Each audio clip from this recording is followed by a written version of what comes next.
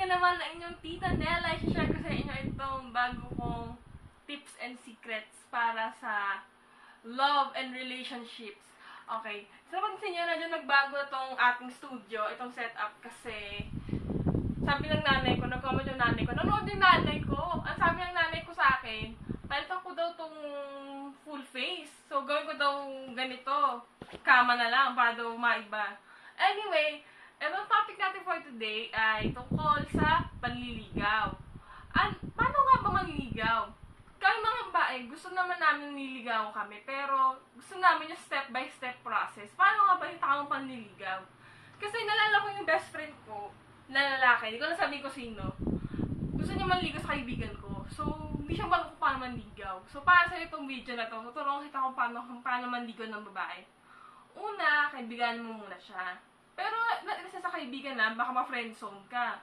Kaibigan mo muna siya na dahan-dahan lang, tapos medyo magpasimple-simple ka na open the door, mga simpleng panliligaw na yung ginagawa ng isang manliligaw pero hindi pa, subtle lang, hindi pa halata.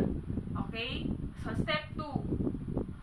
Ang gagawin mo, pakiramdaman mo siya kung may pag-asa ka sa kanya. Huwag mo itanong sa kanya kung may pag-asa ka o wala. Kasi, kapag tinanong mo yung obvious na obvious ka na yun lang yung habol mo.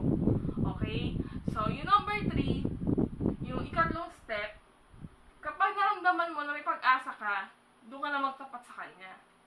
Kasi kami mga babae, gusto namin yung straightforward. Pero hindi straightforward na nakaka-creepy na biglaan. Ang gusto namin mga babae, yung dahan-dahan lang. O, di ba? Parang mga Salvador lang, dahan-dahan lang. Yun. Tapos, yung ika-4, kapag naramdaman mo naman na, yun nga, kapag pumayag siya manligaw sa'yo, manligaw ka,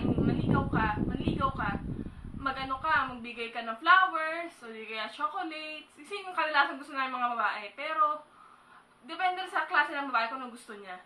At ang last step, give the girl a time.